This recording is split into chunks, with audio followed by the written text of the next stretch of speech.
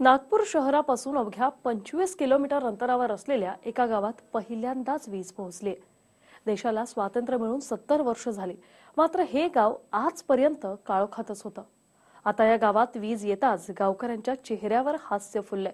बघूया या गावाची काळोखातून सुटका यावरचा TV9 मराठीचा हा स्पेशल रिपोर्ट। तब्बल 70 वर्षांनंतर पोहोचली गावात वीज।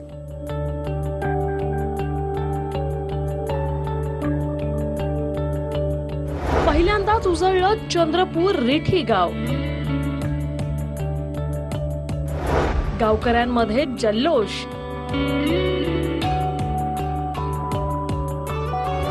गावकऱ्यांच्या आयुष्यात रोषणाई।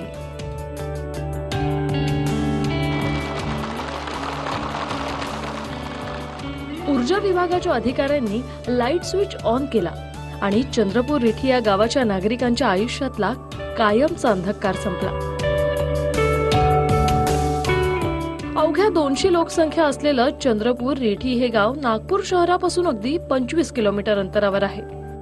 राष्ट्रीय महामार्ग क्रमांक 6 पासून हे गाव 2 किलोमीटरवर वसलंय। असं असताना या गावात आजवर वीज नव्हती, त्यामुळे गावकऱ्यांना प्रचंड त्रास सहन करावा लागत होता। वीज नसल्याने मुलांना अभ्यास करता येत नव्हता। उन्हाळ्यात प्रचंड गरमीत राहावं लागत होतं। रात्री विंचू सापाची भीती असायची, मात्र आता वीज आल्यानं त्यांच्या चेहऱ्यावर आनंद आहे। आमच्या गावात आता 40 वर्षाचा जमाना झाला असेल, 50 वर्ष तर झालेच असेल आमच्या पिढीले, तर लाईन नाही होती आमच्या गावात।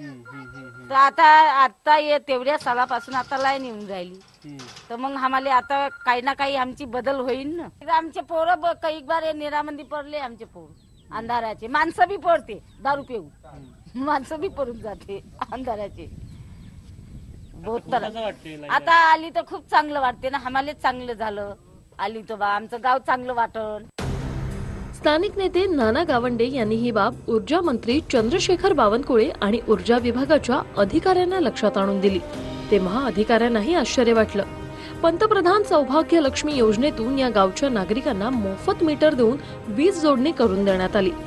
अधिकाऱ्यांनी नागपूर जिल्ह्यात कोणत्या गावांमध्ये वीज नाही हे तपासल्यावर साधारणतः 150 गावांमध्ये वीज नसल्याचं आढळून आलं आणि या सर्व गावांमध्ये आता पंतप्रधान सौभाग्य योजनेअंतर्गत वीज जोडणी करण्यात आली आहे।